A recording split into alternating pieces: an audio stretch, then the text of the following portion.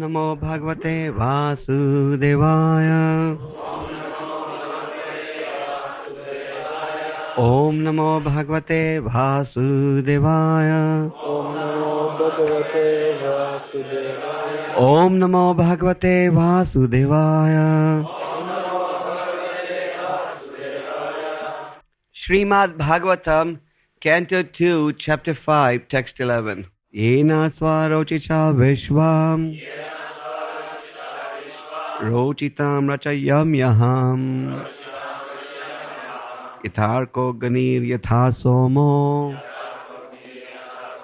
yathaksha graha tarakaha. Yena svarochicha vishvam rochitam rachayam yaham yatharko ganir yatha somo yatharka graha tarakaha. So this verse of the Srimad Bhagavatam is being spoken by Lord Brahma. Brahma is replying to the questions that were presented by Narada Muni in the first 9 verses of this chapter. In the first 8 verses of this chapter, Narada Muni has very deeply probed Brahma to explain whether he is the cause or there's somebody else who is the actual cause. Since Narada Muni had seen Lord Brahma also meditate, Narada Muni could recognize that there must be some power more powerful than Brahma at whom he was meditating. So Lord Brahma, he was very happy when he was presented with these questions, and he is very, in his reply, stating that actually it is a fact that he is not the ultimate creator. Thou less intelligent think that he is the creator. We also see in the Srimad Bhagavatam that when the Yamadutas were prevented from taking Arjamil to hell by the Vishnu Dutas, the Yamadutas were totally bewildered. Yamraj, the superintendent of death, has sent the Yamadutas to bring the sinful Arjamil to him for punishment. But the Vishnu Dutas prevented the Yamadutas from taking Arjamil to hell. So the Yamadutas, when they returned to Lord Yamraj, they said, we humbly want to present to you a question, and that is there any power more powerful than you? Because you had sent us to bring Arjamil, but this is the first time we got stopped. Is there anyone more powerful than you? And Yamraj very enthusiastically replied, yes, there is, and that is Krishna. So the point is that the genuine devotees of the Lord openly admit that they are not the ultimate cause, but the ultimate cause is Krishna. In the purport, in the concluding lines of the purport, Prabhupada gives a very nice example, that of a seed that is watered by the gardener. Just like the gardener by attentive gardening of the seed can help create a big tree. But he can help create a big tree only because originally the seed has been planted. The gardener does not create the seed, he just waters the seed. Similarly, Lord Brahma, whatever the creation he does, after the Brahma Jyoti is manifested by the Supreme Lord. Just like it is said in the material world, the sun is the cause of everything. Therefore, in many religions, they worship the sun. The sun is the cause of illumination, fire, electricity, rays of the moon, rays of the stars. Just like even if the sun is the source of heat, just like if your body doesn't produce heat, you can't even digest your food. So, it is said that in the material world, in a way, the sun is the source of everything. But the sun by itself is the creation of Brahma Jyoti. And the Brahma Jyoti is the effulgence of the Lord. Thus, we can say that everything is emanating from the Supreme Lord. In the Bhagavad Gita, Krishna says, Aham sarvasya prabhavo mataha sarvam pravartate. That is, I am the source of everything material and spiritual. So, those who are intelligent, they give credit for this whole creation to Krishna, the Supreme Personality of Godhead. And they also recognize that ultimately the Supreme is a person and not impersonal. Now there are a certain class of transcendentalists who hold the view that the Brahma Jyoti is impersonal and ultimately the Lord is also impersonal. The Brahma Jyoti is the bodily effulgence of the Lord. Just like you cannot separate the sun disk and the sun rays. The sun rays that you see is an emanation from the sun disk. So similarly, the Brahma Jyoti is the effulgence emanating from the body of the Lord. So Krishna is the source of the Brahma Jyoti. It is not that the Brahma Jyoti has manifested itself without the presence of the personal Krishna. In the Hari Vamsa, Lord Shri Krishna told Arjuna that this effulgence that you see emanating from my body is the Brahma Jyoti. And Krishna said, this Brahma Jyoti is I myself. So the point that Lord Brahma is making and we are trying to elaborate is that the Brahma Jyoti is ultimately emanating from the personal bodily effulgence of the Lord. And Brahmaji was able to do his task of creation only after the Brahma Jyoti started emanating from the personal body of the Lord. In other words, Krishna is the cause of all causes. This Asat is referred to in terms of this material world which is temporary. This material world is a temporary manifestation, so it is also called Asat. So this Asat, this temporary manifestation, is coming from Sat, the Supreme Personality of Godhead. Sat refers to Krishna, the Supreme Personality of Godhead who has transcendental body. Krishna has many names, and one of Krishna's names is Purushottam. Purushottama means that which is transcendental to both material and spiritual. Therefore, Krishna is also described as Ananda Chinmaya Rasa or Sachidananda Vigraha. Sachidananda Vigraha. Ishvara Parma Krishna Sachidananda Vigraha Nade Radhe Govinda Sarva Karna Karnam. Lord Brahma explains in the Brahma Samhita that the Lord's body is eternal, full of knowledge and bliss. So Krishna's body is not like your or my body. This should be carefully understood. And Krishna is the source of everything material and spiritual. Now, in the Brahma Samhita, Lord Brahma, through a series of verses, has very nicely glorified the supreme position of Krishna. Yasya prabha prabhavo jagad andakoti koteshvanesha vajusadi vibhuti bhinam. So, Lord Brahma is saying in the verse that has been quoted in the purport, that I worship the Lord whose transcendental bodily effulgence is unlimited. The transcendental bodily effulgence of the Lord is unlimited. So also is the creation of the Lord unlimited. The materialists will never be able to understand the depth of the Lord's creation. Prabhupada is a good example of Dr. Frog in the well. Dr. Frog was trying to measure the length and breadth of the well. And in attempting to measure the length and breadth of the well, he just bursted his stomach and he died. Chaitanya Mahaprabhu has explained that just like a seed from a big bag of mustard seeds, one grain of seed in a big bag of mustard seeds is insignificant. Similarly, this creation that you and I can see is only comparable to a seed from a big bag of mustard seeds. So the Lord's creation, as Lord Brahma has said, is unlimited. The material scientists are endeavoring very hard to reach the upper planets, establish residence in the other planets, and try to measure the extent of God's creation. There's no question of their being able to understand even the Lord's material creation, forget His spiritual creation. So the Lord is unlimited, and the Brahma Jyoti is also unlimited. Now, there's a certain class of transcendentalists known as the impersonalists. Lord Chaitanya has warned all of us to stay away from the association of impersonalists. In the Pranam Mantra to Srila Prabhupada, we say how Prabhupada destroyed the impersonal concept by his personalized teachings of Chaitanya Mahaprabhu. Now the impersonalists argue that the Brahma Jyoti is impersonal, hence the Lord is also impersonal. But the answer is the Brahma Jyoti is only the effulgence being released by the personal form of Krishna. So ultimately the source of the Brahma Jyoti is the personalized aspect of God or the personalized personality of God. So the impersonalist concept that God is ultimately an impersonal or void of a personality is wrong. Just like the sun rays are emanating from the sun disk, it is not so similarly the Brahma Jyoti, the effulgence, is ultimately emanating from the personal form of Godhead. So Lord Brahma says that Ananta Sachidananda Vigraha is eternal, full of knowledge and bliss, and he is the cause of this entire creation. Sarva Karna Karnam. So the devotee recognizes, as Brahmaji is confirming over here, that the ultimate cause of creation is the Supreme Personality of Godhead. And Krishna is the source of everything material and spiritual. Brahmaji further explains the different transcendental aspects of the Lord's personality. He says, Govindam Adi Purusam Tamamaham Bhajami. That I worship Govinda. Why? Because he is the original person, Adi Purusam.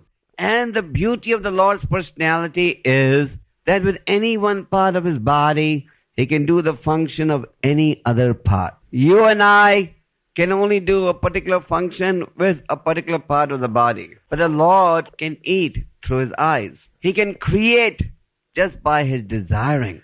So, the personality of Godhead is transcendental in all situations and the ultimate cause of all causes. Now, Brahmaji also says, Vedesu durlabam adurlabam atma bhakto govindamadi prasam tamam hamajami. To understand this personality of Godhead, who is inconceivable, one doesn't need to just read the Vedas, but one must become a devotee of the Lord. In other words, if we try durlabam, the word durlabam means difficult. If we try to understand God just by reading the scriptures, one will not be able to understand God. But Krishna says one who becomes my devotee, he can understand me. So the impersonalist concept, the impersonalists further say, Brahma Satyam Jagan Mithya. They say this world is false, but Brahman is truth, Satyam. Now devotees should carefully understand this because this is a very common argument presented by the impersonalists. It is not that all the impersonalists are only residing in India. Impersonalists are everywhere. So therefore you must have all the arguments ready to defeat the impersonalists. So Brahma Satyam Jagat Mithya, they say this Jagat, world is false. So the Vaishnava's response to this statement is, if Brahma is Satyam, how can the creation be unreal? If God is real, how can the creation be unreal? To this they have no answer. Therefore Rupa Goswami has said that genuine renunciation is not the withdrawal from society, but the utilization of all facilities in society to serve the Supreme Personality of Godhead. This is known as the principle of yukta viragya, or genuine renunciation. The impersonalists say, since everything is false, withdraw from all these activities to a secluded place. But the Vaishnava devotee says, if God is real, how can his creation be unreal? Therefore, the creation should be offered in service to the Lord. The impersonalists say that the statues of the deities which you see in the temple, these are just made of brass or ivory or metal, and this is not God. So even when these impersonalists come to the temple of the Lord, they don't bow down before the deity of the Lord. They just stand straight. Now, how do we respond to this statement that here is a statue made of brass or wood or metal? Our answer is, the Lord says in the Bhagavad Gita that He is the source of everything material and spiritual. And since the Lord is the source of everything material and spiritual, why can't a form of the Lord be made according to the description in the scriptures and be established as a deity of the Lord? Depending upon your faith, these deities will reciprocate with you. In the story of Sakshi Gopal, you see how the deity of Gopal agreed to testify to save the Brahmana's honor. In the story of Madhavendra Puri and the deity of Kichor Gopinath, you see how the deity of Gopinath stole a glass of sweet rice and kept it outside the curtain so that this Madhavendra Puri would have the opportunity to taste what the sweet rice offered to the deity tastes like. You know the story of Madhavendra Puri? So Madhavendra Puri, he's one of the great spiritual masters who established the principles of deity worship. So when he was ordered by the Lord to bring sandalwood for the deity, because the deity was feeling extreme heat in Mathura, in Govardhan, so he came to Orissa, and there he developed the desire to taste the sweet rice so that he could, when he returned, also offer high quality sweet rice to his deity. So Madhavendra Puri felt very embarrassed.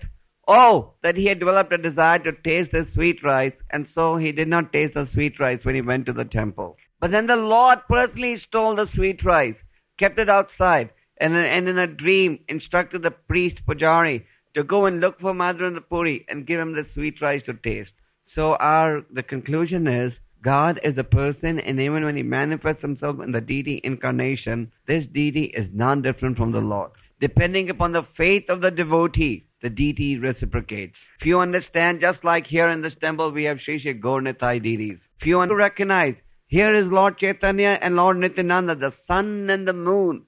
And here is the Lord who was incarnated as Lord Chaitanya, the most merciful incarnation for civilization in this age of Kali.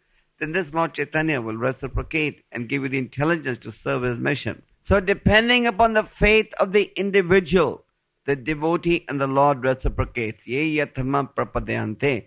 Krishna also confirms in the Bhagavad Gita, all of them as they surrender unto me, I reward them accordingly. The personified Vedas were in glorification of Krishna in the Krishna book, were saying how the Lord is the cause of everything and how the source of everything is personal. And the personified Vedas gave a very nice example. They said just like somebody who's looking for gold.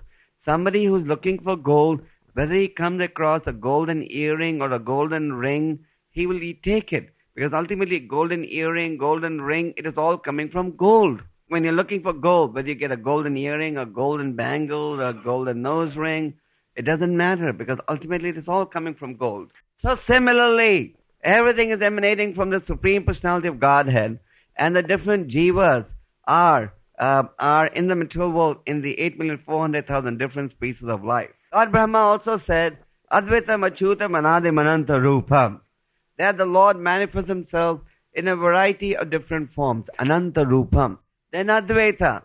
Advaita means no difference between his body and soul. And Achyuta, he never makes any mistakes. Therefore, the Vedic knowledge that is emanating from the Lord is also flawless, free of the four types of defects inherent in every individual's activity.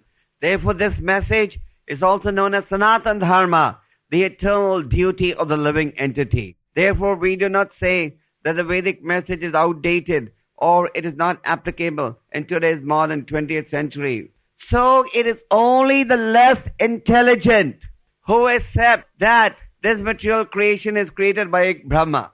In the Bhagavad Gita, Prabhupada gives an example of the scorpion that lays his eggs in the rice. And Prabhupada says the less intelligent think the rice has given birth to the scorpion, to the eggs. Actually, the scorpion has laid the eggs in the rice. So less intelligent people say Brahma is the creator.